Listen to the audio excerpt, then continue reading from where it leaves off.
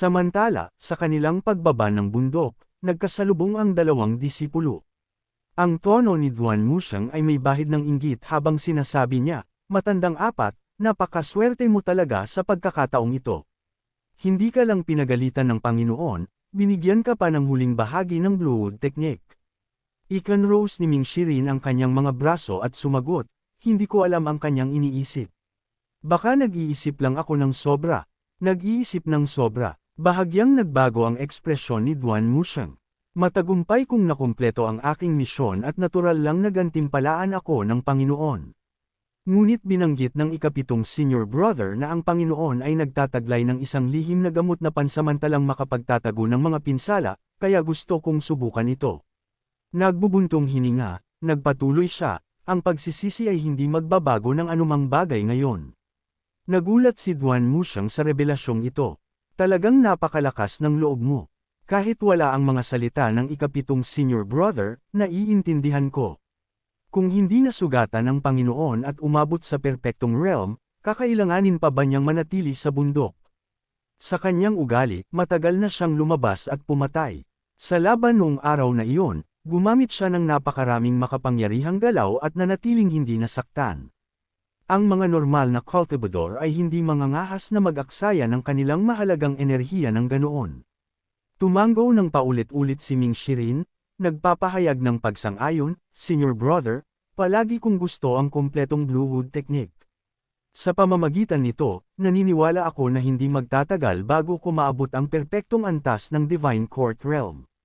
Marahil ay makakapasok pa ako sa Nascent Divinity Tribulation Realm tulad ng pinakamatandang senior brother at ikalawang senior brother. Gayunpaman, ngayong nakuha ko na ito, mayroon akong pakiramdam na mahirap ilarawan," patuloy ni Ming Shirin. Napansin ni Duan Muxiang ang mga implikasyon sa kanyang mga salita at nagtanong, "Mula nang magtaksil ang junior sister na si Chanshin sa sekta, hindi na itinuturo ng Panginoon ang huling bahagi ng lahat ng mga pamamaraan, ngunit sa pagkakataong ito, gumawa siya ng exception para sa iyo. Natatakot ka ba na may ibang intensyon ang Panginoon?"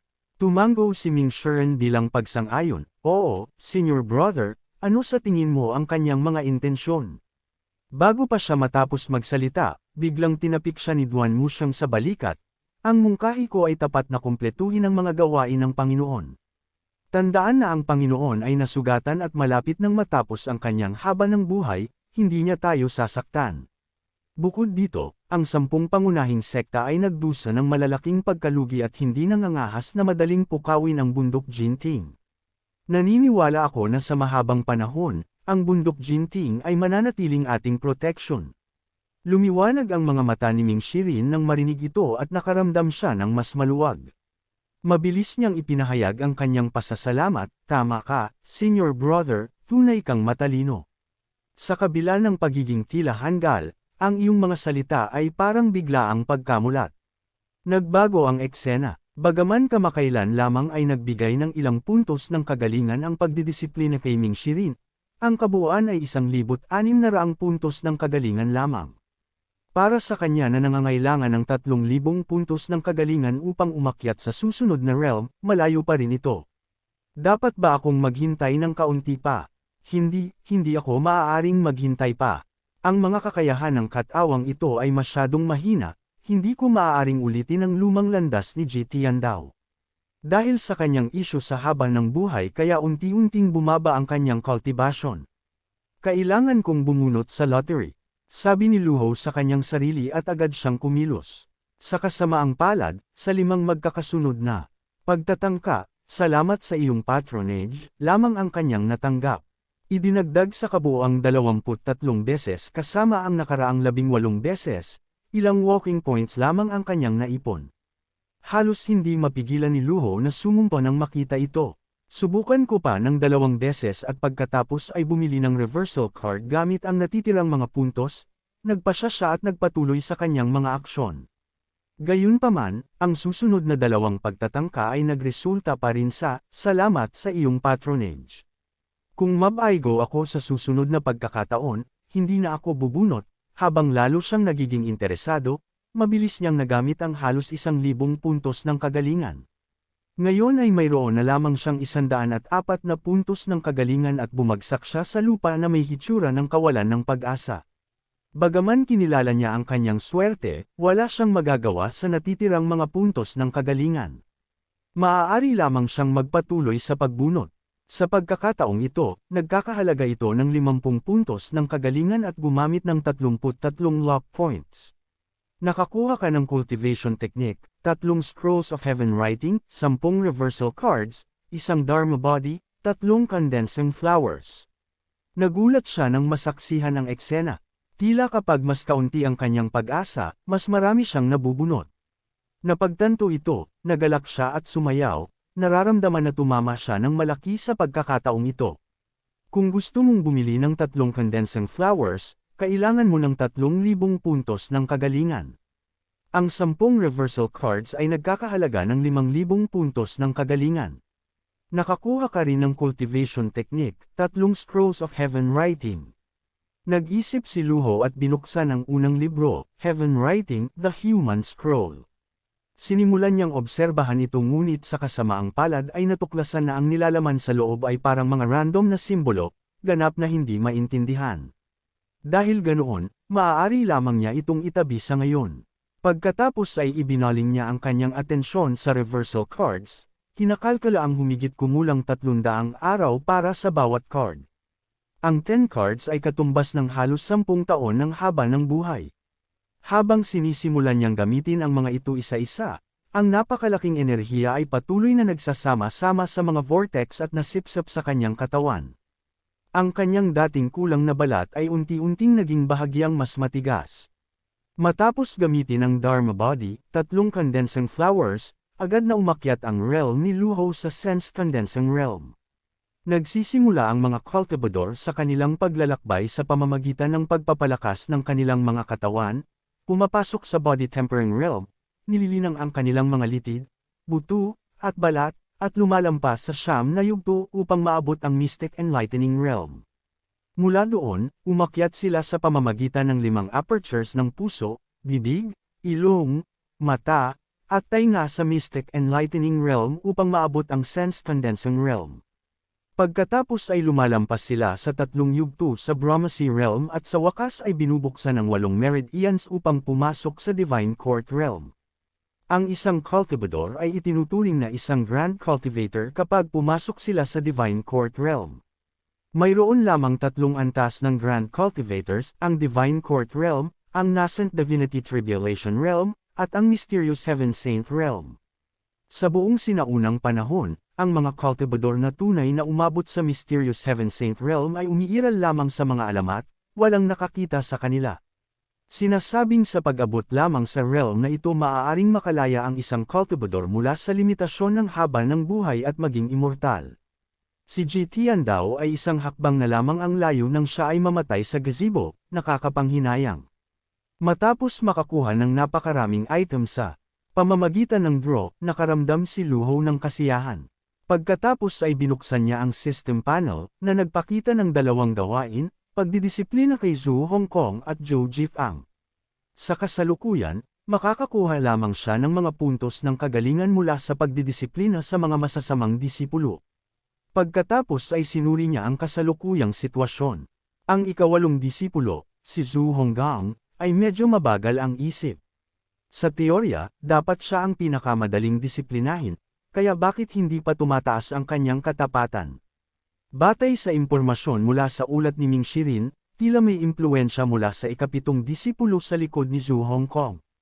Ang ika-7 disipulo ay mahusay sa pagpaplano, at upang magtatag ng isang matibay na posisyon sa mundo ng cultivation, dapat ay nakabuo siya ng magagandang relasyon sa pinakamatanda at ika-2 disipulo. Lumalabas na ang simpleng pagdidisiplina sa isang disipulo ay malayo pa sa sapat.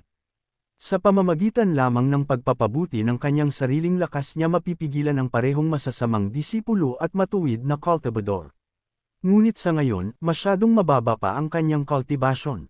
Umiling si Luho sa kawalan ng magawa habang iniisip niya ito. Ang pagharap sa sitwasyon ay talagang medyo mahirap. Ang bundok Jinting ay nakakuha ng labis na atensyon. Nagpasya siyang tumuon sa pag-unawa sa heaven writing muna. 2 araw ang lumipas. Sa loob ng Inu Palace, isang maganda at kaaya-ayang babae ang dahan-daang nagpapaypay ng feather fan sa kanyang kamay. Siya ang ika-6 na disipulo ng kasalukuyang pinuno ng masamang sekta, ika-9 sa Sinister List. Dahan-dahan niyang iminulat ang kanyang mga mata at nagsalita habang may figure na papalapit mula sa labas.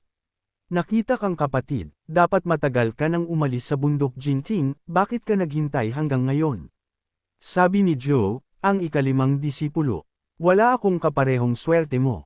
Akala ko makakakuha ako ng kahit ano mula sa matandang iyon, pero hindi siya gumagalaw, patuloy ni Zhao Yu. Mula nang umalis ka, hindi na siya nagtiwala sa amin, lumutang si Tianqin mula sa itaas at nagsabi. Pinayuhan din kita noon, senior sister. Bagaman nauna kang pumasok kaysa sa akin, may mga bagay kang hindi nakita ng malinaw. Sino ang nakakaalam kung ilang kayamanan ang nakatago pa rin ng matandang iyon sa kanya? Ngunit sa kasamaang palad, lahat ng mga kayamanang iyon ay mapupunta sa kanyang kabaong kasama niya. Ngunit maaari kitang bigyan ng mungkahi, senior sister, dagdag ni Tianqin. Nagkaroon ng interes si Xiaoyu at nagtanong, anong mungkahi? Mahal ng matanda ang kanyang pinakabatang junior sister. Maaari mo siyang gamitin upang subukan ang kanyang mga limitasyon. Kung may masamang intensyon sina matandang 4 at matandang 3, hindi sila lubos na pagkakatiwalaan ng matanda. Tanging ang pinakabatang junior sister ang maaaring manatili sa kanyang tabi at protektahan siya. Kahit nasa kanyang mga lihim na gamot at nakatagong baraha, hindi sila maihahambing sa isang buhay na tao. Nang marinig ang mungkahing ito, nagulat si Xiaoyu, seryoso. Kahit na mayroon akong 10 beses na lakas ng loob, hindi ako mangangahas na takutin ang junior sister upang manipulahin ang Panginoon. Kung pukawin ko siya at gamitin niya ang kanyang mga lihim na baraha tulad noong pinatay niya si Luo Chongfeng bilang babala sa iba, magiging sakuna ito. Tila nabasa ni Tianqin ang kanyang mga iniisip at nagtanong, anong problema, senior sister? Natatakot ka ba? Isipin mo kung paano tayo tinrato ng matandang iyon noon. Kailangan mong maging malupit at walang awa.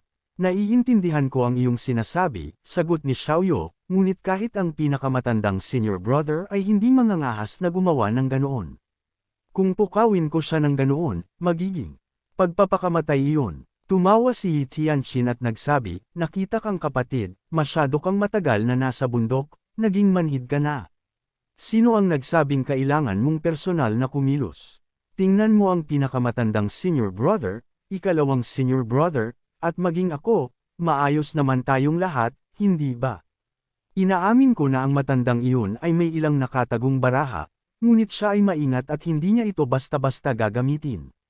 Ipinapakita lamang nito na limitado ang kanyang mga baraha, patuloy ni Tianqin. Bukod dito, tumatanda na siya at matutuyo ang kanyang dagat ng qi sa paglipas ng panahon.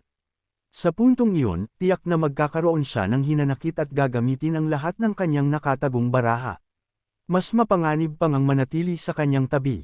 Ang prioridad natin ay alamin ang kanyang mga sikreto gamit ang kahit anong paraan. Kahit malaman niya na tayo iyon, maiiwasan natin siya, hindi ba? Malalampasan natin siya kung hindi natin siya kayang talunin. Nang marinig ito, bahagyang lumuwag ang kilay ni Xiaoyu. Tila may katuturan ito. Hindi niya mapigil ang aminin na si Tianqin ay umabot sa kanyang kasalukuyang posisyon hindi lamang dahil sa kanyang kultibasyon, kundi dahil din sa kanyang tusong katalinuhan. Nagpatuloy silang magplano kung paano lalabanan ang kanilang Panginoon sa Inu Palace. 2 araw ang lumipas. Ganap na walang kamalayan sa kanilang mga plano, si Luho ay nasa kanyang silid pa rin, masigasig na pinag-aaralan ang Heaven Writing. Nakaramdam siya ng pagkabigo. Ang pangalang Heaven Writing ay talagang angkop dahil bukod sa nilalaman sa unang pahina, ang lahat ng iba pa ay nababalot ng kalituhan. Hindi niya maintindihan ang kahulugan nito. Sa sandaling iyon, narinig ang boses ni Siu Honor mula sa labas ng pinto. Panginoon, 4 na araw na kayong nagkukubli. Pumunta rito ang ika-4 na senior brother kahapon upang makita kayo, ngunit hindi ako nang ahas na abalahin kayo, kaya pinakiusapan ko siyang umalis. Nang marinig ito, agad na nag-inat si Luho at naglakad patungo sa pinto. Nang buksan niya ang pinto, nanlaki ang mga mata ni Siu Honor sa hindi makapaniwala. Panginoon, mukha kayong mas bata. Bulalas niya. Tumayo si Luho na nakalagay ang kanyang mga kamay sa likod, kalmadong nakatitig sa kanya. Bagaman naging 10 taon lamang siyang mas bata, may ilang kapansin-pansing pagbabago sa kanyang hitsura. Makinis na dila, nagkubli ako hindi lamang upang mapabuti ang aking cultivation, kundi upang mapabata rin ang matandang katawang ito, paliwanag ni Luho. Nagsikap ka nitong mga araw na ito. Tumawa si Siyo Honor at mabilis na pumuri sa kanya, ito ang aking tungkulin bilang disipulo ng Panginoon. Naniniwala ako na tiyak na makakamit ng Panginoon ang tagumpay at magiging unang cultivador sa mundo ng Great Yen na papasok sa Mysterious Heaven Saint Realm. Natuwa si Luho sa mga salita niya. Hinimas niya ang kanyang balbas at nagtanong, may ipinadalang balita ba si matandang tatlo nitong mga araw? Nang marinig na walang balita, nagulat siya. Dahil sa cultivation ni Duan Muxiang, hindi dapat mahirap para sa kanya na imbestigahan si Zhou Jifang. Kahit walang resulta, dapat ay nagpadala siya ng liham na may update. Bakit ganap na katahimikan? Nagpahayag ng pag-aalala si Siyo Honor, Panginoon, maaari bang magtaksil si matandang tatlo tulad ni Senior Sister Xiaoyu? Sumagot si Luho, malamang na hindi, dahil ang katapatan ni Duan Muxiang ay higit sa 70%, hindi tulad ng mababang katapatan ni Xiaoyu. Gayun din, wala akong natatanggap na prompt mula sa system, ibig sabihin ay hindi pa nagtataksil si Duan Muxiang sa ngayon. Gayunpaman, mahirap talagang malaman ang puso ng isang tao sa mundong ito. Ang puso ng mga tao ay hindi mahuhulaan, kaya hindi natin dapat ibaba ang ating depensa,